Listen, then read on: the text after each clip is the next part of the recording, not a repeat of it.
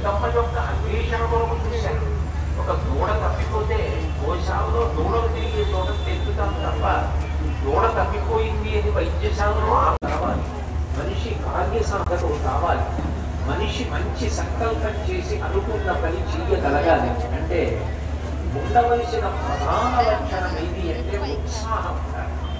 ప్రతి పని ఏడుస్తూ చేయకూడదు. నిద్ర లేచేటప్పుడే అబ్బా నిద్ర లేవాలా, కల్లారిపోయిందా, ఇంకా పడుకోవడానికి కుదరదా అని ఏడుస్తూ లేవడం. ఏదైనా మంచి పని చెయ్యాలేమో అని బాధపడ్డాం. పూజ చెయ్యాలంటే అరగంట సేపు పూజ చెయ్యాలా అని బాధపడ్డాం. ఏ పని చెయ్యాలన్నా విసుగు, ఏ పని చెయ్యాలన్నా ఉత్సాహం ఉండదు. ఇక అక్కడ ఏ సాధిస్తారు జీవితంలో? ఏ పని చెయ్యాలన్నా నిరంతర ఉత్సాహంతో ఉన్నవాడు జీవితములందు సాధించలేనిది లేదు. ఏదైనా సాధించగలరు. ఆ ఉత్సాహానికి భక్తి తోడైందనుకోండి, అప్పుడు జీవితంలో ఎక్కడైనా కొంచెం చదివిన పడవలసినటువంటి సమయం ఏర్పడింది అనుకోండి, ఆ భక్తి కాపాడుతుంది. అందుకే ఆయన బయలుదేరేటప్పుడు ప్రతిజ్ఞ చేసి బయలుదేరారు. ఇంత బలం ఉన్నవారు, ఇంత శక్తి ఉన్నవారు, ఇంత నవవ్యాకరణ పండితుడు నేను విడిపోగలను, నాకు భగవంతుని యొక్క అనుగ్రహం అవసరమే ఉంది అని అనలేదు. ఆయన యథా రాఘవజుర్ముక్త శిరస్వసన విక్రమ గచ్చేతత్వగమిష్యామి లంకాం రావణపాలిత నహి ద్రక్ష్యామి యది లంకాయాం జనకాత్మజాం అనేనైవేగేన గమిష్యామి స్వామయం పద్మా రాక్షసరాజేన మానయిష్యామి రావణం సర్వధాకృతకార్యోహా పేష్వామి సహసీతయా అంటారు. నేను బయలుదేరి వెళ్ళినప్పుడు 3 యోజనముల సముద్రాన్ని దాటినప్పుడు రామచంద్రమూర్తి చేతిలో పట్టుకున్నటువంటి ధనస్సుకి వెనక కట్టబడిన అక్షయబాణ తూడీలలోంచి బాణాన్ని తీసి వింటినారికి తొడిగి విడిచి వెళ్తే ఎట్లా వేగంతో వెళ్ళి లక్ష్యం మీద పడుతుందో అట్లా పెడతాను తప్ప నేను మధ్యలో ఆగను అంటారు. వెళ్ళి కొట్టినది బాణం ఎదురుకుంటా కనపడుతుంది. ఆ బాణం వెళ్ళింది ఎదురుకుంటా వాళ్ళని పడగొట్టింది అంట. నిజానికి బాణం తనంత తాను వెళ్ళదు. బాణం వెళ్ళడానికి కారణం బాణం ప్రయోగించినటువంటి వ్యక్తి యొక్క శక్తి. ఆయన శక్తి బాణంలో ప్రవేశించి ఎదురుకుంటా ఉన్న లక్ష్యాన్ని కొడుతుంది. నేను రాముడి యొక్క బాణంలా పెడతాను. అంటే 3 యోజనముల సముద్రాన్ని దాటినా ఈ ఉండవలసినది ఏది అంటే ఇది ఈశ్వరుడి యొక్క అనుగ్రహం. భగవంతుడి యొక్క అనుగ్రహం ఉంది. 4 మాటలు చెప్పగలిగారు. భగవంతుడి యొక్క అనుగ్రహం ఉంది. 4 రూపాయలు సంపాదించగలిగారు. భగవంతుడి యొక్క అనుగ్రహం ఉంది. ఇంత అధికారం సంపాదించారు. భగవంతుడి అనుగ్రహం ఉంది. ఇంతమందికి మేలు చేయగలిగారు. భగవంతుడి అనుగ్రహం ఉంది. గొప్పగా వైదికుడనై వీణ వాయించగలుగుతున్నారు. భగవద్ అనుగ్రహం ఉంది. అంత గొప్పగా నృత్యం చేయగలుగుతున్నారు అని తనకి దేనిలో విభూతి ఉందో అది ఈశ్వర కటాక్షము చేత కలిగినదే తప్ప తన గొప్పతనం కాదు అని తెలుసుకుని ఉండాలి. విభూతిమత్సత్వం శ్రీరుచితమేవ తత్తదేవామగచ్చత్వం మమ తేజోంస సంభవం అంటారు భగవద్గీతలో గీతాచార్యుడు. ఎక్కడెక్కడ ఎవరిలో ఏ గొప్పతనం కనబడినా అది నా యొక్క విభూతి వారిలో ప్రకాశిస్తోంది. అట్లా ప్రకాశించడానికి కారణం ఆ భక్తి ఉండాలి. అందుకే ఆ భక్తి ఉంది. కష్టం వచ్చినప్పుడు ఆ భక్తి హనుమని కాపాడి. ఎప్పుడు వచ్చింది కష్టం అంటే లంకాపట్టణం అంతా విసిగేశారు రాత్రంతా. ఆయనే చెప్పుకున్నారు చతుర్గుణమద్రోపినామకనసవిద్యతే రావణాంతపురేతస్మిన్ ఎంత పెద్ద జగాయి సహా అన్నారు. 4 అంగుళములు విడిచిపెట్టకుండా లంకాపట్టణం అంతా విసిగేశారు. అయినా నాకు సీతమ్మ దాన కనిపెడలేదు. ఇక నేను బ్రతికుండి అనవసరం, నేను తిరిగి వెళ్ళి సీతమ్మ దాన కనిపెట్టలేకపోయాను అని చెప్తే వేద దాటిపోయింది కాబట్టి వానరులందరూ మరణిస్తారు. సుగ్రీవుడికి వార్త తెలిసి రాముడికి ఇచ్చిన మాట నిలబెట్టుకోలేకపోయామని సుగ్రీవుడు ప్రాణం లేస్తారు. సుగ్రీవుడు చనిపోతే మానవజ్యాన్ని అంతా మరణిస్తుంది. సీతమ్మ కనపడలేదని రామలక్ష్మణ భర్త శత్రుఘ్నులు కౌసల్య సుమిత్ర కైకేయి కౌసలరాజ్యంలో ఉన్నవాళ్ళు అందరూ నశించిపోతారు. ఈ పాటి అశుభవార్త పట్టికెళ్ళి చెప్పడం కన్నా ఇది వెళ్ళనే వెళ్ళరు. హస్తాదానో ముఖాదానో నియతో వృక్షమూలిక వానప్రస్థో గమిష్యామి దృష్ట్వా జనకాత్మజా. ఇక్కడే కూర్చుంటాను. చేతిలో ఏదైనా పడిందా తింటాను, పడలేదా ఊరుకుంటాను. మృత్యు వస్తే శరీరాన్ని మృత్యువుకి అప్పచెప్పేస్తాను. తప్పని ఎక్కడికి వెళ్ళని కూర్చున్నారు. అప్పుడు ఆయనకి ఆలోచన వచ్చింది, భక్తి మనిషిని కష్టంలో ఉన్నప్పుడు మంచి ఆలోచన ఇచ్చి కాపాడుతుంది.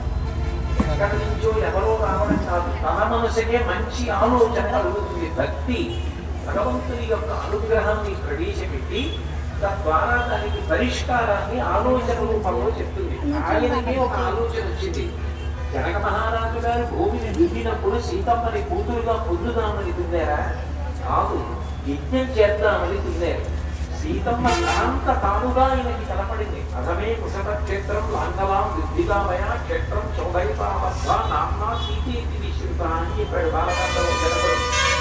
ఆయన యజ్ఞం చేద్దామని భూమిని దున్నుతుంటే ఆ నాగేటి చాలుని తగిలి పైకి లేచింది. ఆవిడ బుద్ధిగా అన్నారు, పైకి లేచింది. కాబట్టి ఆ పైకి లేచేటటువంటి లక్షణం కుండలిని శక్తిది. సాక్షాత్తు పరదేవతా స్వరూపిణి లలితాపరా భట్టారిక స్వరూపమే సీతమ్మగా వచ్చింది. అందుకే బాలేల రమతే సీత బాలచంద్ర విభామన రామ రామే యదీనాత్మ విజనీపి వదే సతీ ఏకన సుమంతుడు అయోధ్యకాండలో సాక్షాత్తు బాలాప్తికుల సుందరి ఎలా అడుగుతుందో అలా అడుగుతోంది సీతమ్మ అరణ్యంలో ఉన్నారు. ఇదే ఇందులో విశేషం ఏమిటి అంటే, మనసుకి నిస్పృహ కలిగినప్పుడు వశపడిపోకుండా నిలబడగలగడం. జనకుడు సీతమ్మని కూతురుగా పొందుదాము అని చెప్పి యజ్ఞం చేయలేదు. కానీ జనకుడికి నేను కూతురునై జనకుడికి సీతమ్మకి తండ్రి అన్న కీర్తినిద్దామని అనుకుంది. అందులోని జనకుడికి కనబడింది. జనకుడు కూతురుగా స్వీకరించాడు. జానకి అని పేరు పెట్టుకుంది. దానివల్ల జనక మహారాజు గారు సీతమ్మకి తండ్రి అయినాడు అన్న కీర్తిని పొందాడు. నేను సీతమ్మని దర్శనం చేయడానికి వెతికితే కనపడుతుందా? కాదు, ఆవిడ అనుగ్రహించాలి. అనుగ్రహించి నాకు ఆమె దర్శనం ఇవ్వాలి. నేను వెతికితే కనపడటం ఏంటి? అందుకని అప్పుడు నమశబ్దం ప్రయోగించారు. నమస్కారం చేస్తూ నమోస్తు రామాయ సలక్ష్మణాయ దివ్యైచ తస్యై జనకాత్మయాయ నమోస్తు రుద్రేంద్ర యమానీభ్యో నమోస్తు చంద్రాత్మ మరుద్గణేభ్యః. ఓ సీతమ్మ, నేను వెతికితే నువ్వు కనపడతావా? నువ్వు దర్శనమిచ్చి హనుమ సీతమ్మ దర్శనమును చేసినారు అన్న కీర్తిని నాకు ఇవ్వాలి. కాబట్టి తల్లి, నువ్వు నాకు దర్శనమియ్యి అని ప్రార్థించారు. ఇంత గొప్పవారు కూడా కార్యాన్ని సాధించలేక చతికిల పడినప్పుడు ఆ భక్తి కాపాడింది. ఆ ఆలోచన రాగానే నమస్కారం చేసి లేచి నిలబడ్డాడు. అప్పటి వరకు కనపడినటువంటి అశోకవనం కనపడింది. ఒక్క దూకులో వెళ్ళి శిశుపావృక్షం మీద కూర్చొని చూశారు. అశోకూర్ణము దీనాం కుషాం అనసంగా శోకధ్యానపరాం దీనాం నిత్యం దుఃఖపరాయణం. సీతమ్మ ఆ చెట్టు విద్య కూర్చుని కన్నుల వెంట బాష్పధారలు పడుతుండగా హనుమని దర్శించి, అంటే ఎక్కడ భక్తి ఉంటుందో అక్కడ ఎప్పుడైనా మన జీవితంలో వైక్లభ్యం వస్తే, తలబాటు వస్తే ఆ భక్తి కాపాడుతుంది. అది నిరూపణం చేసి చూపించినటువంటి మహాపురుషులు హనుమ. అందుకే హనుమ యొక్క జీవితాన్ని పరిశీలన చేస్తే మనం కూడా జీవితంలో అనుష్ఠానంలోకి తెచ్చుకొని మనం కూడా దేన్ని పాటించాలో మనకి అర్థం అవుతుంది. మీరు చూడండి, 84 లక్షల జీవరాశులలో భగవంతుడు మాట అన్నదాన్ని కానీ స్వరపేటికని కానీ ఏ ప్రాణికి ఇవ్వలేదు. స్వరపేటిక కంఠంలో పెట్టి పంపించింది మనిషి ఒక్కడికే, ఏ ఇతర ప్రాణికి లేదు. కేవలం రామనామము పలికినంత మాత్రము చేత, శివనామము పలికినంత మాత్రం చేత పాపములన్నీ ధ్వంసమైపోతాయి. కానీ ఒక కుక్క పలకగలదా? ఒక పంది పలకగలదా? ఒక పిల్లి పలకగలదా? మనిషికి స్వరపేటిక ఉంది, మాట్లాడగలడు, భగవన్నామం పలకగలడు. పలకగలగడం ఒకెత్తు, కానీ అసలు భగవన్నామం కన్నా కూడా అక్కర్లేని విషయాలు ఎక్కువ మాట్లాడటం అన్నది ఎంత జరుగుతుంటుంది? ఎంత పవిత్రమైన సభలోకి వచ్చి కూర్చోండి, అప్పుడు కూడా ఏదో పప్పలు అంటుకుపోతున్నట్టు చరవాణి పెట్టుకుని మాట్లాడే వాళ్ళే తప్ప, అయ్యో ఇది మన జీవితానికి సంబంధించిన పరమ పవిత్రమైన విషయం, దీన్ని శ్రద్ధతో విందామన్న ఇంగిత వెతుకుంటుంది. అంటే మనిషికి అక్కర్లేని విషయాలు మాట్లాడటం మీద ఉన్నటువంటి శ్రద్ధ నిజానికి మంచి మాటలు మాట్లాడాలి అన్నదానికి స్వరపేటికని ఉపయోగించడం మీద లేకపోవచ్చు అనేక సందర్భాల్లో అనేక మంది విషయాలు. కానీ మీరు హనుమని చూడండి. హనుమ తన వాక్కుల ద్వారా అనితర సాధ్యమైనటువంటి కార్యములనన్నిటినీ కూడా సాధిస్తాడు. ఆయన ఏదైనా మాట మాట్లాడితే ఆయన వ్యక్తిత్వం, ఆయన గొప్పతనం అందులో స్ఫుటంగా కనబడతాయి. ఆయన 100 యోజనముల సముద్రాన్ని దాటి వెళ్ళిపోతున్నప్పుడు అంత గొప్ప బంగారు పర్వతం, మైనాక పర్వతం పైకి వేస్తే ఆయన ఇంత గొప్ప పర్వతం కాబట్టి నేను ఆదరించాలి అని అనలేదు. వీతోస్మి కృతమాతిథ్యం మంజురీషోపనీయత భరతే కార్యకారోమి అహస్యాప్యతివర్తతే ప్రతిజ్ఞాతమయా దత్తానస్తాత వ్యధిహాంతరే అన్నాడు. నేను రాముడు విడిచిపెట్టిన బాణం ఎలా పెడుతుందో అలా పెడతానని ప్రతిజ్ఞ చేశాను. రామబాణం లక్ష్యం మీద పడడానికి వెళుతూ వెళుతూ మార్గ మధ్యంలో ఏదో కనపడిందని ఆగి కూర్చుని లేచి వెళ్ళదు కదా. నేను కూడా ప్రతిజ్ఞ చేశాను కాబట్టి ఆగకూడదు. మీరు నాకు తేనె ఇచ్చినట్టే, పళ్ళు ఇచ్చినట్టే, నాకు విశ్రాంతి తీసుకోవడానికి కావలసిన స్థలం ఇచ్చినట్టే నేను ప్రీతి చెందాలని ఒక్కసారి చేతితో పుట్టుకుని బయలుదేరి వెళ్ళిపోయాడు. అంత చక్కగా అంత అందంగా మాట్లాడతారు. శ్వాసం వచ్చింది. పృష్టోస్మి హిదే వక్రం, నా యొక్క నోట్లోకి ప్రవేశించు నువ్వు అని ఆయన సూక్ష్మంగా రామకథ చెప్తారు. ఎప్పుడైనా చెప్పవలసి వస్తే అదే పనిగా పెద్దదిగా చెప్పారు. ఎక్కడ ఎంత చెప్పాలో అంతే చెప్తారు. అమ్మా రామో దాశరథిర్వామ పవిష్టో దండకానం లక్ష్మణైన సహభ్రాతాభిధాన్యయ అథవా మైథిలీం దృష్ట్వా రామంచాకృష్ణకారిణం ఆగమిష్యామి తే వక్రం సత్యం సత్యం ప్రతిశృణోమితే అంటారు. ఇక్ష్వాకు వంశంలో పుట్టిన దశరథ మహారాజు గారి కుమారుడైన రామచంద్రమూర్తి ధర్మానికి కట్టుబడి 14 సంవత్సరాలు అరణ్యవాసం చేయడానికి వెళ్ళినప్పుడు ఆయన భార్య సీతమ్మని అపహరించారు. ఆ సీతమ్మ జాడ కనిపెట్టడానికి వెళుతున్నాను. ఆమె జాడ కనిపెట్టి వెళ్ళి రాముడికి నివేదించి వచ్చి నీ నోటిలో ప్రవేశిస్తాను, నన్ను వెళ్ళనీయమ్మ అంటారు. ఎప్పుడు ఎక్కడ ఎలా మాట్లాడాలో అట్లా మాట్లాడతారు. ఆ మాట అంత అందంగా వాడుకుంటారు తప్ప అసలు నోటికి మాట ఉంది కదా అని మాట దూసుతనం అన్నది మీకు కనపడదు. ఎవరితో ఎలా మాట్లాడతారో అలా మాట్లాడతారు. లంకిని కనపడింది ఆయనకి. తెలుగులో లంకిని అంటారు, సంస్కృతంలో లంక అని అంటారు. లంక యొక్క అధిష్టాన దేవత ఆమె కనపడి ద్వారం దగ్గరే హనుమని అడ్డగించి తత్వం కేనచకారికేణ ప్రాప్తో వనాలయ పదయ స్నేహయత్వం యామప్రాధరంతి అంది. ఓ అరణ్యాల్లో తిరిగేటటువంటి శాఖామృగమ కోటి, నీకు ఇక్కడి పని లంకాపట్టణానికి వచ్చావు, నిజం చెప్తావా చెప్పు, లేకపోతే నిన్ను చంపి అవతల పారేస్తాను. కానీ ఆయన దానికి ఎంత అందంగా జవాబు చెప్పారంటే కాస్త్వం విరూపనైన పురద్వారేవ తిష్టసి అంటారు. వికృతమైన కన్నులున్నదానా సింహద్వారం దాచేయగలమంటావు, నువ్వెవరు అని అడిగారు. ఎవరితో ఎలా మాట్లాడాలో అట్లా మాట్లాడతారు. 1కి 10 మాటలు పని చేసేటప్పుడు నేను సక్రమంగా చేస్తున్నానా లేకపోతే ఏదైనా దోషం జరుగుతోందా తనకు తానే పరిశీలించుకుంటూ ఉంటారు. భూతాశ్చాత్మా విపద్యంతే దేశకాల విరోధిత అర్థాంతరే బుద్ధి నిశ్చితాశోభతే ఘాతయంతి కార్యాన్ని భూతాహ పండితమానియ అనుకుంటూ ఉంటారు. ఈ శ్లోకం సుఖంలో ఎక్కువగా వస్తుంది. నేను మహాపండితుడిని, నేను చాలా తెలివైన వాడిని అనుకున్నవాడు కార్యం చేసేటప్పుడు నా అంతవాడు ఏడు అని చేస్తాడు. అట్లా అహంకారంతో చేసిన కార్యాలు ఫలించవు సరికదా. ఎవరి పరుగున కార్యం చేయడానికి బయలుదేరాడో ఆ ప్రభువు యొక్క గౌరవం కీర్తి ప్రతిష్టలు కూడా మాసిపోతాయి, కార్యభంగం అయిపోతుంది. అందుకని నేను చేస్తున్న కార్యం సక్రమంగా చేస్తున్నానా అని 1కి 10 మాటలు ఆలోచన చేసుకుంటూ ఉంటారు. ఆలోచన చేసుకుంటారు. మాట్లాడేటప్పుడు అంత మర్యాదగా మాట్లాడతారు. సీతమ్మ దగ్గరికి వెళ్ళి అమ్మ ఎందుకు అంత దుఃఖపడతావు, నిన్ను తీసుకెళ్ళి రామచంద్రమూర్తికి అప్పచెప్పేస్తాను, నాతో వచ్చేసేయమ్మా, నా మూకులో మీరు కూర్చో అన్నారు. ఏదో నేను నిన్ను తీసుకెళ్ళిపోతాను, నిన్ను సీతమ్మ దగ్గర విప్పేస్తాను అట్లా మాట్లాడలేదు. ఎంత అందంగా మాట్లాడారంటే అమ్మ ప్రాపయిష్యామి శక్రాయ హవ్యంభుత వివాహవ అన్నారు. అగ్నిహోత్రుడిలో హవిస్సు వేస్తాం, వేసి రుద్రాయ స్వాహ నారాయణాయ స్వాహ అంటారు. ఈ హవిస్సు నారాయణకి చెల్లుతుంది అని. అగ్నిహోత్రుడు ఏం చేస్తాడు, దాన్ని పట్టుకుని వెళ్ళి నారాయణమూర్తికి ఇస్తాడు. అగ్నిహోత్రుడు తీసుకెళ్ళాడు, అపవిత్రం అవ్వదు. దానికి ఏదైనా అపవిత్రం ఉంటే పోయి పవిత్రం అవుతుంది.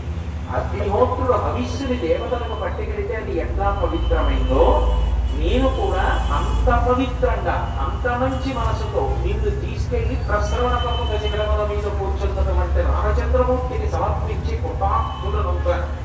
కాబట్టి అమ్మ వచ్చి నా మూపురం మీద కూర్చోమంటారు. మాట మాట్లాడితే అంత అందంగా మాట్లాడతారు, అంత వినయంతో మాట్లాడతారు. అసలు రామచంద్రమూర్తి దగ్గర మాట్లాడినప్పుడైతే ఎక్కువ మాటలే మాట్లాడరు. ఆజ్ఞాపాలక హనుమ అంటారు. ఆజ్ఞాపాలక హనుమ అంటే రామచంద్రమూర్తి చెప్తున్నప్పుడు ఆయన ఏమి చెప్తున్నారు అన్న దాని మీద మనసు పెట్టి విని ఆయన చెప్పిన పని చెయ్యడంలో ఉన్నటువంటి శ్రద్ధ, ఇతరమైన విషయాలు మాట్లాడటం, ఇతరమైన పనుల్లో ఉండడం మీద ఆయన ఉండదు. అందుకే ఆయన మాట్లాడుతున్నప్పుడు హనుమ వింటున్నప్పుడు నోటిని చేతులు అడ్డు పెట్టుకుని అంత శ్రద్ధతో వింటారు. ఆజ్ఞాపాలక హనుమ అంటారు. అంటే అంత వినయంతో కూడుకున్నటువంటి స్వామి అంత అందమైన మాట మాట్లాడతారు. అదే రావణాసురుడితో మాట్లాడవలసి వచ్చింది అనుకోండి, నిర్మోహ మాటంగా ఏ విధమైనటువంటి అనుమానానికి ఆస్కారం లేకుండా మాట్లాడతారు. కుండ బద్దల కొట్టినట్లు మాట్లాడి రామచంద్రమూర్తి యొక్క శక్తి ఏమిటో చెప్తారు. ఆ చెప్పేటప్పుడు దక్షిణేయం పయా సీత తథా శోకపరాయణ ఆమె పంచాస్యమీ, నువ్వు సీతమ్మని తీసుకురాలేదు, నేను తీసుకొచ్చి ఇక్కడ దాచలేదని దబాయిద్దాం అనుకుంటున్నావేమో. దక్షిణేయం పయా సీత తథా శోకపరాయణ, ఆమెను నేను చూడడం జరిగింది. నువ్వు అనుకుంటున్నావు ఆమె సామాన్యమైన స్త్రీ అని అనుకుంటున్నావు. మహాపతివ్రత. ఆమె కంటి వెంట పడేటటువంటి బాష్ప ధార ఏది ఉందో అది నీ లంకాపట్నాన్నంతటి కాల్చేస్తుంది. 5 తలల పాము అది తెలియక సీతమ్మని అపహరించి తీసుకొచ్చావు. బ్రహ్మా స్వయంభూ చతురానరోవా ఇంద్రో సురేంద్రో సురనాయకోవా రుద్రో స్త్రీనేస్త త్రిపురాంతకోవా ప్రాపుణ్యశక్త ఇది రామవద్యం. బ్రహ్మగారు కానివ్వండి, సాక్షాత్తుగా ఇంద్రుడే కానివ్వండి, శివుడే కానివ్వండి, రాముడు చంపేస్తానని ప్రతిజ్ఞ చేశాడా? ఇక రాముడి యొక్క బాణ పరంపరలకు ఎదురు నిలిచి రక్షించుకోవడం సాధ్యం కాదు. రాముడి యొక్క కోదండ విద్యా పాండిత్యం అటువంటిది. మండిత విస్ఫులింగ విషమ జ్వలితామల కీలలు అత్య గర్భాండము నిండ రామ వసుధాదిపుడీశుడు వజ్ర సాధన ఖండిత మంచి కంటకట కంఠపురాంతక శైలచాలనోద్దండ బల ప్రచండ బలదండ విఖండన చండకాండములి అంటారు. రామచంద్రమూర్తి వచ్చి ధనస్సు తీసి తన చేతితో పట్టుకుని అక్షయభువన ప్రాణతూడీలలోంచి బాణాలు తీసి సంధించి విడిచిపెడితే లంకాపట్టణం దీనికి అగ్నిహోత్రం పంపుతూ వచ్చి పడిపోతే అప్పుడు నిన్ను కాపాడడం ఎవరికీ సాధ్యం కాదు. రాముడంటే అంతటి కలివీల వేదికలు, అంతటి ప్రసన్నమైన మనసున్నవాడు. ఆ రాముడికి శరణాగతి చేయి, క్షమాపణ పొరుగు, రాముడు క్షమిస్తాడంటారు. మాట మాట్లాడేటప్పుడు అంత స్ఫుటంగా అంత అందంగా మాట్లాడతారు. హనుమ గొప్పతనం ఎక్కడ ఉంది అంటే హనుమ దర్శనం చేసిన, హనుమ గురించి మాట్లాడిన, హనుమకి ప్రదక్షిణం చేసిన, హనుమ స్తోత్రం చెప్పుకున్న జాతకంలో వెంటలో పుట్టు వచ్చేస్తున్నది కూడా తప్పుతుంది అని వెంటనే చెప్తారు. అందుకే రామాయణంలో మీకు శ్లోకాలు అవుతాయి. సీతమ్మ అంతటికి హనుమను ఉద్దేశించి చెప్పింది. అవి శ్లోకాలు అంటారు కానీ నిజానికి మంత్రాలని చెప్తారు సంప్రదాయంలో. సమస్యను కార్యని యోగే ప్రమాణం హరిసత్తమ రాఘవస్తోత్సమారంభాత్ నయ్యత్న పరో భవేత్. సమస్మిన్ కార్యయోగే ప్రమాణం హరిసత్తమ హనుమాన్ యత్నమనస్తాయ పుష్పక్షయ పరోభవ. ఈ 2 హనుమను ఉద్దేశించి సీతమ్మ చెప్పింది. హనుమ ఇదే సీతారాములు ఇద్దరిని కలపాలి. హనుమ ఇదే నా దుఃఖం పోవడానికి కారణం కావాలి అని చెప్పింది. అందుకే మీరు రామాయణంలో చూడండి, హనుమ ఎక్కడ కనపడతారో అక్కడ చచ్చిపోయిన వాళ్ళందరూ బతుకుతుంటారు. మీరు చూడండి, మొట్టమొదటి హనుమ రామాయణంలో ఎక్కడ కనపడతారంటే కిష్కింధకాండలో సుగ్రీవుడు రామలక్ష్మణుల్ని చూసి భయపడిపోయి మారిపోతున్నప్పుడు కనపడతారు. హనుమ కనపడి మాట్లాడతారంటే ఆ సుగ్రీవుడికి కలిగినటువంటి భయం పోయి రామలక్ష్మణులతో పోయిన రాజ్యాన్ని తన నుంచి బలవంతంగా దూరం చేయబడిన భాగ్యని కూడా తిరిగి సుగ్రీవుడు పొందాడు. అంటే సుగ్రీవుడికి మళ్ళీ ప్రాణభిక్ష పెట్టాడు. రామచంద్రమూర్తి భార్య కనపడక దుఃఖానికి లోనై ఉంటే మళ్ళీ ఆ రామచంద్రమూర్తిని సీతమ్మని కలిపినటువంటి వారు హనుమ ప్రాణం పెట్టారు. అట్లాగే సీతమ్మ ప్రాణం తీసుకుని మరణించడానికి సిద్ధపడింది. సుందరకాండలో ఇక్కడ నేను బ్రతుకుదామంటే కామ విసినట్లుగా నన్ను బ్రతకనివ్వడు రావణాసుడు. సరిపోదామంటే ఓ గట్టి ఇవ్వరు, విషము ఇవ్వరు. కాబట్టి నేను చనిపోవడానికి నాకు వేరు మార్గం లేదని కూర్చిన శిశుపావృక్షపు బొమ్మని కిందకి వచ్చి తన దీర్ఘమైన కేశపాశాన్ని ఆ కంఠానికి చుట్టుకుని ఆ బొమ్మకి చుట్టి వదిలిపెట్టేసుకోవాలి. వదిలిపెట్టేస్తే సృష్టించుకునేది కాబట్టి తన కేశపాశం చేతనే తాను ఉరిమీయబడి వేలాడిపోతుంది. అంతటి భయంకరమైన స్థితిలో హనుమతి ఏం మాట్లాడాలో అర్థం కాలేదు. ఏవం బహువిధాం చింతాం చింతయిత్వా మహాకపి సంసర్వోమధరం వాక్యం వైదేహ్యవ్యాజహారః. చనిపోయేవాడు కూడా బ్రతుకుతారన్నానికి నిదర్శనం. అప్పుడు ఆయన మొదలుపెట్టి రాజా దశరథౌనామరథకుంజరామాజిమా ముగ్ధశీలో మహాకీర్తి దుర్వాసి మహాయశః. ఇంకా నేను ఇప్పుడు ఏది మాట్లాడినా ఆవిడ వినదు. బొమ్మ వదిలిపెట్టేసేదంటే ఆవిడ కంఠానికి ఉరిపడిపోతే ఆవిడ శరీరం వదిలిపెట్టేస్తుంది. నేను సంస్కృత భాషలో మాట్లాడితే బయట చూసి మానవం సంస్కృతంలో మాట్లాడుతోందేమనుకుంటుంది. నా యొక్క రూపాన్ని చూస్తే కోటి, చిన్న కోటి పైదాపడకాయన చీకట్లో వెతకడం కోసం తన శరీరాన్ని అంతటినీ కూడా సంక్షిప్తం చేసేసి పిల్లంత అయిపోయారు. సూర్యే చేస్తాం గజేరాల్లో దేహం సంక్షిప్యమామి వృషవంశమాంతరసత్వభూమద్భుత దర్శన పిల్లంత రూపంలో ఉన్నారు. ఇంత చిన్న రూపంలో ఉన్న కోతి ఇంటి మాట్లాడటం ఏమిటనుకుంటే ఇంకా తొందరగా ఉరిపోసేసుకుంటుంది. పోనీ నేను ఏదైనా గట్టిగా మాట్లాడి ఉరి వినిపించే ప్రయత్నం చేస్తే రాక్షస స్త్రీని చూస్తే యుద్ధం జరిగితే జయామణిగులు విధిపించమని ఎవరు చెప్పలేరు. ఇప్పుడు నేను ఏం చెయ్యాలి అని ఆలోచించి ఆయన వెంటనే సంక్షిప్తంగా రామకథ చెప్తారు. రాజా దశరథో నామ రథకుంజరమాజిమాన్ పుణ్యశీలో మహాకీర్తి దుర్వాసి మహాయశః. రక్షిత జీవలోకస్య ధర్మస్య పరిరక్షిత రక్షిత స్వస్య ధర్మస్య స్వజనస్య రక్షిత. లోకాన్నంతటినీ రక్షిస్తాడు, తన ధర్మాన్ని తాను రక్షించుకుంటాడు, తన వారిని కాపాడతాడు. ధర్మమూర్తి రాజర్షి ఐశ్వర్యవంతుడు, ధర్మం తెలిసినటువంటి వారైనటువంటి దశరథ మహారాజు గారికి లేకపోతే నలుగురు కుమారులలో వారైనటువంటి రామచంద్రమూర్తి తండ్రి గారి ఆజ్ఞ మేరకి 14 సంవత్సరాలు అరణ్యవాసం చెయ్యడానికి అడవుకు బయలుదేరి వెళ్ళిపోయినప్పుడు జనస్థానంలో భార్య సీతమ్మని రామనాథుడు రాముడు రాక్షసులు అపహరిస్తే ఆ తర్వాత రామచంద్రమూర్తి సీతమ్మని వెతుకుతూ సుగ్రీవుడితో స్నేహం చేసుకుంటే సుగ్రీవుడికి రాజ్యం ఇస్తే వారిని గొప్పబాణంతో పడగొడితే సీతమ్మ జాడ కనిపెట్టడం కోసమని రామచంద్రమూర్తి సహాయం చేయడం కోసం సుగ్రీవుడు అన్ని దిక్కులకు వానరులను పంపిస్తే దక్షిణ దిక్కు వచ్చేటువంటి వానరులలో ఒకరమైన నేను నిన్న ఉదయం సముద్రాన్ని దాటి వచ్చి రాష్ట్రాంతా లంకాపట్టణాన్ని అన్వేషించి తెల్లవారుదామని ఈ చెట్టు మీద కూర్చుని యథారూపాం యథావర్ణాం యథాలక్ష్మీంచ నిశ్చితాం అశ్రోషం రాఘవస్నాహం శైలమాసానితామయ. సీతమ్మ ఎలా ఉంటుంది, ఏ రంగుతో ఉంటుంది, ఏ బట్టలతో ఉంటుంది, ఏ భోజనాలు పెట్టుకుంటుందని రాముడు నాకు చెప్పాడు. అటువంటి సీతమ్మ యొక్క దర్శనాన్ని నేను పొందాను అని చెప్పి ఆయన కథని ఇంతకు ముందు తెలుసుకున్న కథ, కొత్తగా విన్న కథ. అది వినగానే సీతమ్మకి మళ్ళీ ప్రాణముల మీద ఆశ కలిగి ఉద్దేశం అంటే చనిపోయేటటువంటి వాళ్ళు కూడా బ్రతికేది ఎవరి వలన అంటే హనుమ యొక్క దర్శనం వల్ల. హనుమ గురించి వినడం, హనుమకి దర్శనం, హనుమకి ప్రదక్షిణం చేయడం అంత గొప్ప విషయాలు. అందుకే పరాశర సంహిత హనుమకి ప్రదక్షిణం చేసేటప్పుడు చిరిగిన శ్లోకాన్ని కూడా చెప్పింది. ఆంజనేయం మహావీరం బ్రహ్మ విష్ణు శివాత్మకం అని ఆయన శ్లోకం చెప్పి అప్పుడు ప్రదక్షిణం చేశారు.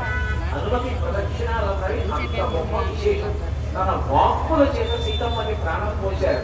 సీతమ్మ బ్రతికుందో లేదో తెలియక ఎంతో బాధపడుతున్న రామచంద్రమూర్తికి సీతమ్మ క్షేమమాంత చెప్పి మళ్ళీ రామచంద్రమూర్తి యొక్క ప్రాణములు నిలబెట్టారు. 14 ఏళ్ళైపోయింది, రాముడు తిరిగి రాలేదు, ప్రాయోగవేశం చేస్తానని సిద్ధపడుతున్న భరతుడికి పుష్యమీ నక్షత్రంలో రాముడు వచ్చేస్తున్నారన్న క్షేమమాంత చెప్పి భరతుడి ప్రాణములు నిలబెట్టారు. ఎక్కడెక్కడ హనుమ ఉంటారో అక్కడక్కడ ప్రాణములు నిలబడతాయి. మీరు యుద్ధకాండ పరిశీలన చేస్తే యుద్ధకాండలో అద్భుతమైన సందర్భం నిలబడుతుంది. ఇంద్రజిత్తు వచ్చి బ్రహ్మాస్త్ర ప్రయోగం చేశాడు. ఆ రోజున వానర సైన్యం ఇంచుమించు 96 మంది పడిపోయారు. రామలక్ష్మణులు కూడా పడిపోయారు. బ్రహ్మాస్త్రం కట్టదు కాబట్టి తప్పించుకున్న వారు హనుమ ఒక్కరే. ఇంద్రజిత్ అటువంటి అస్త్రం ప్రయోగిస్తానని తెలిసిన్నవారు కాబట్టి విభీషణుడు తప్పుకున్నాడు. ఎంతమంది పడిపోయారు, ఎంతమంది స్వస్థతతో ఉన్నారో చూడడానికి ఆ విభీషణుడు కాగడా పట్టుకుంటే హనుమ వెంట నడుస్తుంటే యుద్ధభూమిలో అందరినీ వెతుకుతున్నాడు. వెతుకుతుంటే అందరికీ పెద్దవాళ్ళు జంపవంతులు పడిపోతున్నాడు. ఆయన దగ్గరికి వచ్చారు. వచ్చి చూసి తాత కుశలమా అని అడిగారు. అడిగితే జాంబవంతుడు అన్నాడు హనుమ కుశలమా అని అడిగారు. అడిగితే విభీషణుడు అన్నాడు తాత నువ్వు ఈ ప్రాణకు దెబ్బలు తగిలిన కారణం చేత స్వస్థత లేదు. రామలక్ష్మణులు కుశలమా అడగవలసింది నువ్వు అది అడగలేదు, హనుమ కుశలమా అని అడుగుతున్నావు. అది ఎందుకు అడిగావు అని అడిగారు. అడిగితే అప్పుడు జాంబవంతుడు అన్నాడు తస్మిన్ జీవతి వీరేతు హతమప్య హతభవం హనుమజ్జుజిత ప్రాణి జీవంతోపి వయుద్ధతాః. మొత్తం వానర సైన్యం అంతా చచ్చిపోయినా కూడా రామలక్ష్మణులకు కూడా ఆపద వచ్చినా హనుమ ఒక్కరు బ్రతికుంటే ఇంతమంది బ్రతుకుతారు. ఇంతమంది బ్రతికున్నారు. హనుమ ఒక్కరు ప్రాణం వదిలిపెట్టేస్తే ఇంతమంది పడిపోతారు. అందుకు అడుగుతున్నాము హనుమ కుశలమా అని అడిగారు. హనుమ కుశలమే అని ఇంకొకడైతే ఎంత గర్వపడతాడు. అది ఆయన యొక్క వినయం. వెంటనే జాంబవంతుడి పాదములు పట్టుకుని తాత హనుమ నిన్ను కుశలం అడుగుతున్నారు అన్నారు. ఎక్కడో దక్షిణ తీరంలో సముద్రం చుట్టూ యుద్ధం జరుగుతోంది లంకాపట్టణంలో. ఇక్కడ నుంచి నువ్వు ఉత్తర తీరానికి వెళ్ళి అక్కడ హిమవత్ పర్వతం మీద ఉన్నటువంటి ఆ సంజీవని పర్వతాన్ని తీసుకురా. అందులో 4 ఔషధులు ఉన్నాయి. మృత సంజీవని, విశల్యకరణి, సంధానకరణి, సంవర్ణకరణి. ఎవరి కోసం దాన్ని తీసుకొచ్చారో వాళ్ళు చనిపోయిన వాళ్ళు బ్రతుకుతారు. ఎముకలు వెళ్ళిపోయిన వాళ్ళకి ఎముకలు అంటుకుంటాయి. రక్తం కారిపోయి రంగు తప్పిపోయిన వాళ్ళకి మళ్ళీ రక్తం పట్టి రంగు మళ్ళీ వస్తుంది. అట్లాగే నీరసపడిపోయినటువంటి వాళ్ళు బాణపు దెబ్బల చేత మళ్ళీ శక్తిని పొందుతారు. ఆ 4 ఔషధులు ఉన్న సంజీవని పర్వతాన్ని తీసుకురమ్మన్నారు. అంతే మెరుపు విరిచినట్లయి ఉత్తర క్షణం అక్కడి నుంచి బయలుదేరి ఉత్తరానికి వెళ్ళి సంజీవని పర్వతాన్ని తీసుకొచ్చి పడిపోయినటువంటి 2 కోట్ల వానరుల్ని బతికించినటువంటి ఘనత హనుమది. అంటే మహానుభావుడు ఆయన్ని నమ్ముకుంటే, ఆయన పాదములు పట్టుకుంటే, ఆయనకి ప్రదక్షిణం చేస్తే, ఆయనకి నమస్కారం చేస్తే ఎంత పెద్ద ఆపద కూడా తొలగుతుంది. ఏం చెప్తారు పెద్దలందుకే అంతటి మహాపురుషుడు హనుమ అంటే. ఆయన వినయానికి మారు పేరు. ఆయన సీతమ్మ దగ్గరికి వెళ్ళినప్పుడు ఉంగరాన్ని రామచంద్రమూర్తి ఇచ్చిన ఉంగరాన్ని సీతమ్మకి ఇచ్చేటప్పుడు ఇంకొకరైతే చాలా గొప్పగా అన్నా నేను అంజనీసుకుని కేసరి పుత్రుణ్ణి, నా పేరు హనుమ, నేను ఒక్కడిని దాటి వచ్చాను, ఎవరు రాలేదు, ఇన్ని మాటలు చెప్తారు. కానీ ఆయన ఉంగరాన్ని తీసుకెళ్లి సీతమ్మ చేతిలో పెట్టే ముందు ఎంత వినయంతో మాట్లాడారంటే వానరోహం మహాభాగే దూతో రామస్య భీమతః రామనామాంకితం చేదం పశ్యదేవ్యకులీయకం ప్రత్యయార్థం తమానీతం తేన దత్తం మహాత్మన సమాస్పృశి భద్రం తే క్షీణ దుఃఖ ఫలాహ్యసి అంటారు. వానరోహం మహాభాగే అమ్మా నేను కోతినమ్మా. అంతకన్నా వినయం లోకంలో ఎక్కడ ఉంటుంది? వానరోహం మహాభాగే దూతో రామస్య ధీమతః. ధీమంతుడైన రామచంద్రమూర్తి యొక్క దూతనమ్మా. రామస్య ధీమతః రామనామాంకితం చేదం పశ్యదేవ్యంగులీయకం ప్రత్యార్థం తమానీతం తేన దత్తం మహాత్మన. ఆ రామచంద్రమూర్తి ఇచ్చినటువంటి ఉంగరాన్ని అభిజ్ఞానంగా నీకు ఇస్తున్నాను. క్షీణ దుఃఖ ఫలాహ్యసి, ఇవాళతో నీకు ఉన్న శోకమంతా పోయిందమ్మా అన్నారు. ఆ సర్గ చదువుకున్నా, ఈ శ్లోకం చదువుకున్నా కూడా దుఃఖం పోతుందంటారు. అని ఉంగరాన్ని ఇచ్చారు. అప్పటి వరకు కంటికి పంటికి ఏకధారగా ఏడుస్తూ భర్త కోసం పఠిస్తున్న సీతమ్మ అకస్మాత్తుగా భర్త వస్తే ఎంత సంతోషపడిపోయి సిగ్గుపడిపోతుందో అలా సంతోషపడిపోయిన సీతమ్మని చూసిన ఏకైక మహాపురుషుడు హనుమ. అందుకే భక్తోత్తర విభూషణం భక్తాల నివసంప్రాప్త జానకి ఉదితా భవంతంటారు మహర్షి. ఆ ఉంగరాన్ని అందుకున్నప్పుడు సీతమ్మ అంత సంతోషంతో సిగ్గు దొంతలతో నిలబడిపోతే అట్లా ప్రసన్నంగా ఉన్నటువంటి ఆ సీతమ్మ యొక్క దర్శనాన్ని చేసేటువంటి మహాపురుషుడైన ఆయన వినయం తిరుగులేని వినయం. అంత వినయం లోకంలో ఎక్కడా కనపడదు. అంతటి వినయమూర్తి. అందుకే చూడండి, సీతమ్మ హనుమని ఒక ప్రశ్న వేస్తుంది. ఆయన నువ్వు ఒక్కడికి వచ్చావు, సుగ్రీవుడి దగ్గర కొన్ని కోట్ల వానరులు ఉన్నాయి, సముద్రాన్ని దాటి రాలేక సముద్రానికి ఉత్తర దిక్కున అన్ని వానరములు ఉండిపోయి నువ్వు ఒక్కడికి వచ్చావు. రేపు రామరావణ సంగ్రామం జరిగితే ఎంతమంది వస్తారు? ఎవరు వస్తారు? యుద్ధం ఎలా దొరుకుతుందని ఇంకొకరైతే ఏమంటారు? నిజమేనమ్మా నువ్వు చెప్పింది, నేను ఒక్కడికి వచ్చాను, వీరిని వాళ్ళు ఎవరు మాట్లాడుతారంటారు. కానీ హనుమ యొక్క వినయం ఎలా ఉంటుందంటే, మధ్య శిష్టాశ్చ క్రియాశ్చ సంతి తత్ర వనౌకస మత్త ప్రత్యవర కశ్చిన్ నాస్తి సుగ్రీవ సన్నిధౌ అంటారు. అమ్మ నీకు తెలుసు కదా, అంతఃపుర స్త్రీల దగ్గరికి పంపించేటప్పుడు రాజులు తమ దగ్గర ఉన్నటువంటి వారిలో అందరికన్నా తక్కువ బలం ఉన్న వాడిని పంపిస్తారు.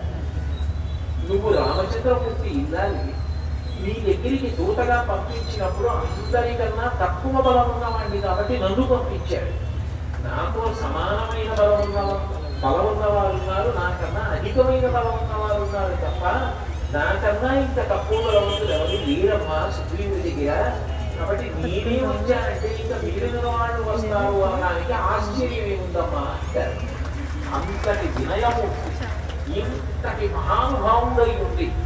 ఆయన తన గురించి స్తోత్రం జరగాలని కోరుకోడు. రామనామం పలికితే చాలు ఆయన ఆనందపడిపోతారు. ఎత్ర ఎత్ర రఘునాథ కీర్తనం తత్ర తత్ర కృతమస్తకాంజలిం బాష్పవారి పరిపూర్ణలోచనం మారుతిన్న హతాక్షతాంతకం. ఆ రామ కథ, రామచంద్రమూర్తి యొక్క నామం వినపడుతుంటేగా ఆయన తలవంచుకుని అందులో వెంట ఆనంద భాష్పాలు పడుతుండగా ఎంతో సంతోషంతో ఇంటూ కూర్చుంటారు. అందుకే ఎక్కడ రామకథ చెప్పబడుతుందో అక్కడికి హనుమ వస్తారు. హనుమ ఒకడు, రాముడు ఒకడు బాబు. ఒక ఇనప కొట్టాన్ని తీసుకెళ్ళి మీరు అగ్నిహోత్రంలో పడేశారనుకోండి, అగ్ని కనపడదు. కానీ అగ్నితప్తమైన ఇనప గొట్టంలోకి వేడి ఎలా ఎక్కిపోతుందో, గొట్టాన్ని ముట్టుకుంటే చెయ్యి ఎలా కాలుతుందో, ఉపాసన బలం చేత హనుమలోకి రామచంద్రమూర్తి అట్లా ప్రవేశించి ఉంటారు. సీతారాములు ఇద్దరు హనుమయంలో ఉంటారు. అందుకే హనుమ ప్రదక్షిణం, హనుమకి నమస్కారం అంత గొప్ప విశేషాలుగా చెప్పబడ్డాయి.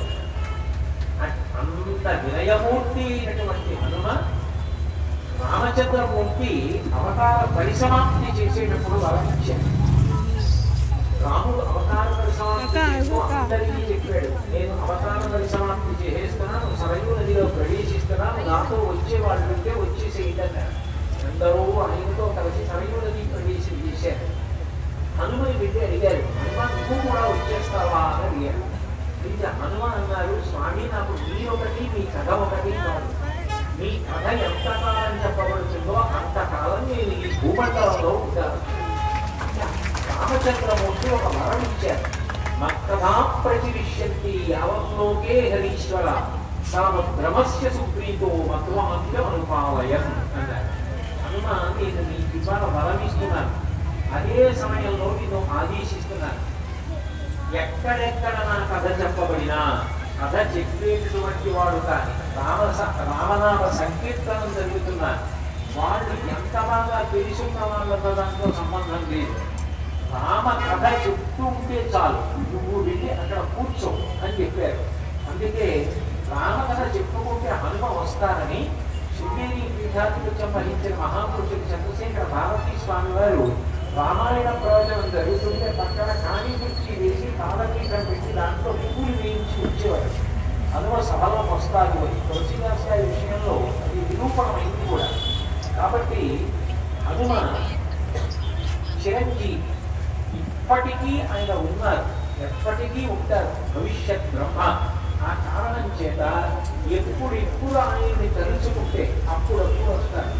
రామనామ సంకీర్తనం చేస్తే చాలు హనుమ పరమ సంతోషంగా విని అనుగ్రహిస్తారు. అంతటి దివ్య రూపం హనుమని. అటువంటి హనుమ గురించి పెద్దలు ఒక మాట చెప్తారు. శ్రీరామాయణంలో రామచంద్రమూర్తి వలన ప్రత్యుపకారము పొందని వారు లేడు. రామచంద్రమూర్తికి ఎవరు ఉపకారం చేశారో వాళ్ళందరికీ దీన్ని ఉపకారం చేశారు. రామోపాసన గురించి ఒక మాట చెప్తారు పెద్దలు. శ్రీరామాయణం మీద భక్తి కలగాలన్నా, రామాయణ ప్రవచనం జరగాలన్నా, రామకథ వినాలన్నా పెట్టి పుట్టాలి. ఎందుకనంటే లేకపోతే దాని మీద అనురక్తి లేకుండా ఇతర విషయాల మీద అనురక్తి ఉంటే అదో రాక్షస జన్మ అని కూర్చుంది. ఎందుకనంటే రామకథ అక్కర్లేదు, హనుమ గురించి అక్కర్లేదు, ఇతర విషయాలన్నింటి మీద అనురక్తి ఉంటుంది. అంటే ఎంత తీసుకొచ్చి బంగారంలో పుల్లించిన దురదృష్టవంతుడికి బంగారం ఎలా అంటుకోదో, ఆ రాక్షస ప్రవృత్తి ఉన్న వారికి రామ సంబంధమైన విషయము తీసుకొచ్చి ఎదురుగుండా కూర్చోబెట్టినా చెలికెక్కదు. వాడికి ఏమి ఉంటుంది అంటే అక్కర్లేని లౌకిక విషయాలన్నీ మాత్రం బాగా అనురక్తితో చూసుకుంటూ ఉంటాడు. కాబట్టి అటువంటి రామచంద్రమూర్తి యొక్క భక్తి కలిగిన వాడు ఎవరున్నాడో ఆయనని 3 తరాలు కాపాడుకుంటారు. మళ్ళీ 3 తరాల తర్వాత ఎవరైనా రామభక్తిని పొందితే మళ్ళీ రామచంద్రమూర్తి యొక్క అనుగ్రహం ప్రసరిస్తూనే ఉంటుంది అంటారు.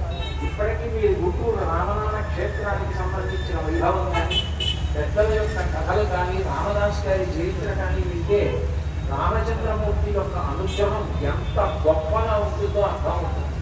అటువంటి రామచంద్రమూర్తి యొక్క అనుగ్రహం కలగడానికి కారణం ఆయన కథాశ్రవణమే. రామనామం రాసుకోవడం, రామకథ వినడం, రామాయణం చదువుకోవడం అంత గొప్ప.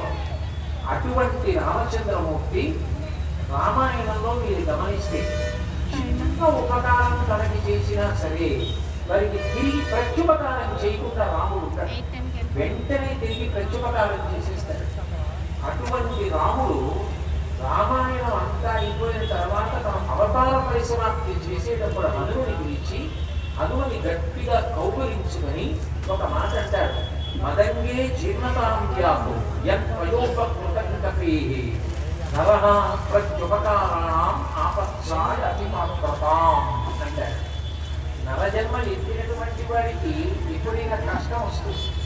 కష్టం వస్తే ఆ కష్టానికి తిరిగి ఏదో ఆయన బయట పడడానికి అందరూ సహాయం చేస్తారు.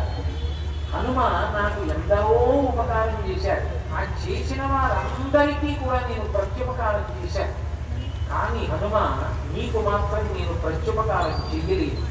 ఎందుకు చెయ్యలేను అంటే ఒక్కటే కారణం, నా భార్య కనపడనప్పుడు, నా భార్యని రావణుడు అపహరించినప్పుడు ఆ అపహరించినటువంటి రావణాసురుడి యొక్క జాడ చెప్పినటువంటి వాడికి నచ్చి అట్లా జాడ చెప్పి సీతారాముని కలిపావు. రామాయణ మహామాలారత్నం వందే అనిలాభయం.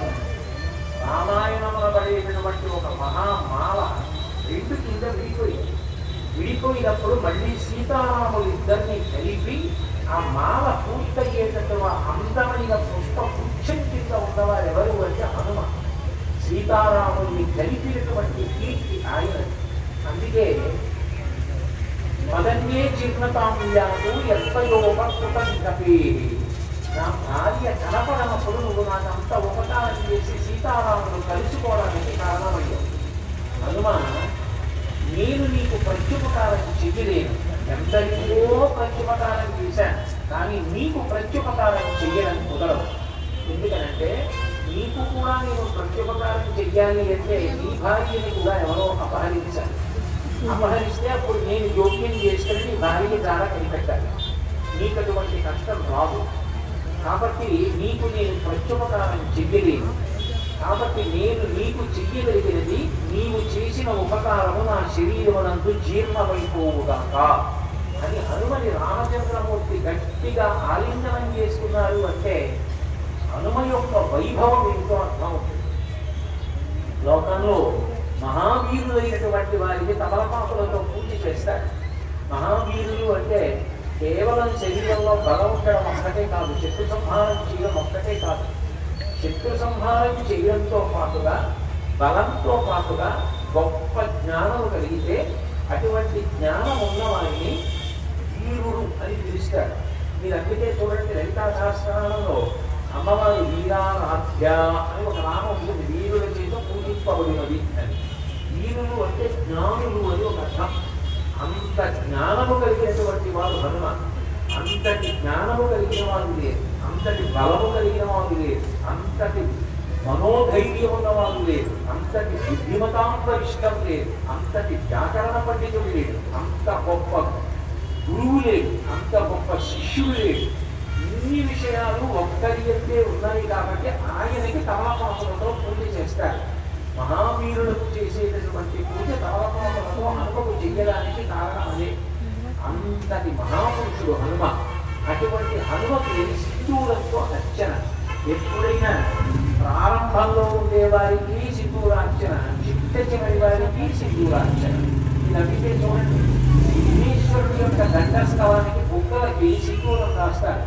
ప్రాతస్మరామి గణనాథ మనాథ బంధుం సింధూరపూర పరిశోభిత గంధ యుగ్మం ఉద్దండ వృద్ధ పరిగండ వచండ దండ మాఖండలాది శుభనాయక వృందవంద్యం అంటారు విజయ ప్రభాతంలో. వినాయకుడి యొక్క గండస్థలానికి సింధూరాన్ని అలంకారు. అట్లాగే పూజ చిట్ట చివరిలో హనుమని స్మరణ చేస్తారు. పవమానాసుడు పట్టు పాదారావిందములకు నీనామారూపములకు జయ జయమంగళం నిత్య శుభమంగళం. ఆయనకి మళ్ళీ సింధూరంతో అర్చన. అంతటి మహానుభావుడు హనుమ. అటువంటి హనుమ గురించి వినడం, అటువంటి హనుమ గురించి తెలుసుకోవడం, ఆయన గురించి తెలుసుకుని ఒక్క నమస్కారం చేయడం సర్వకాలంలో కూడా రక్షణ మనకి కాపాడుతుంది. అటువంటి మహితాత్ముడైనటువంటి హనుమ యొక్క అవతారం, ఆయన యొక్క వైభవం గురించి ఎంతో చెప్పుకోగలదు. ఏకశబ్ద సంసిద్ధాత సుప్రయుక్త స్వర్గే లోకే కామవిద్భవతి. ఆయన గురించిన భక్తితో నమ్మకంతో ఒక్క మాట చెప్పుకున్నారు. అంత భక్తితో దాన్ని విన్నా చాలు, ఆయన కాపాడతారు. అనంతమానుగా కోరి కోరి ఇక్కడికి వచ్చి మహారాజుని అనుగ్రహించి విరిసినటువంటి క్షేత్రం ఈ ప్రాంతం, ఈ దేవాలయం. అటువంటి పరమ పవిత్రమైన దేవాలయంలో జ్యేష్ఠమాసం ప్రారంభమవగానే ఇక్కడికి వచ్చి హనుమ గురించి 4 మాటలు చెప్పుకునేటటువంటి అదృష్టం కలగడం నాకు ఎంతో సంతోషదాయకం. కానీ నేను ఇంతకన్నా ఎక్కువసేపు కూర్చోబెట్టడానికి ఇచ్చగించకపోవడానికి కారణం, ఒక పక్కన వాహనాల యొక్క హోదా విశేషంగా వినపడుతోంది. అలా వినపడుతుండగా దృష్టి పెట్టి ఏదైనా విషయాన్ని విని అర్థం చేసుకోవడం అంత తేలికైన విషయం కాదు. వీళ్ళు వాతావరణం ఇన్ని వేల మంది నిలబడి కూర్చుని ఇస్తున్నారు అంటే మీరు ఎంత భక్తితో ఇస్తున్నారు.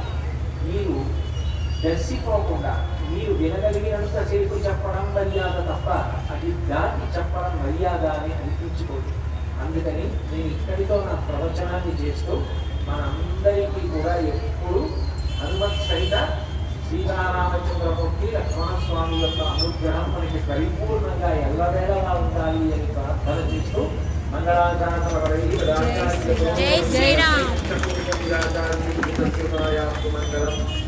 మంగళం కోసలేంద్రాయ మహనీయనాత్మనే చక్రవర్తి రఘురాయ సర్వభౌమాయ మంగళం ఉమానాంశాయ కాంతాయ కాంతాయ దేవాయ కళ్యాణాయ మంగళం సర్వం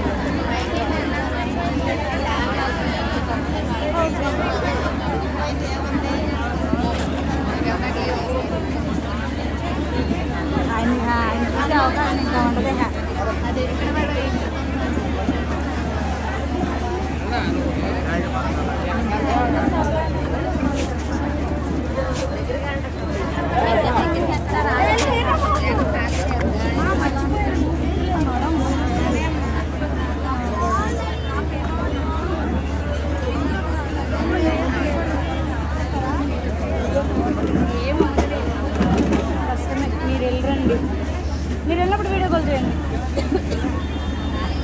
ఇక్కడ జాయిన్ అవుతా.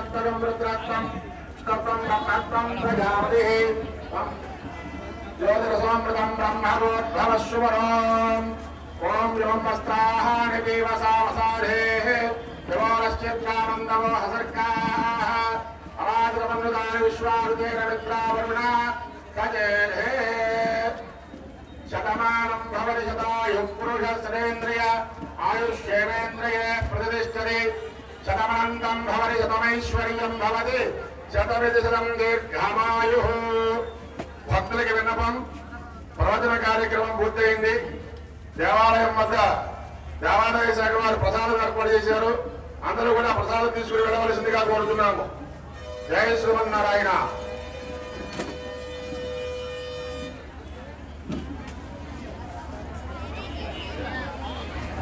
దయచేసి మీరు అందరూ కూడా ఆలయం దగ్గరకు వచ్చేయాలి మీరు అందరూ దయచేసి ఎవరు కూడా ఇక్కడ ఉండొద్దు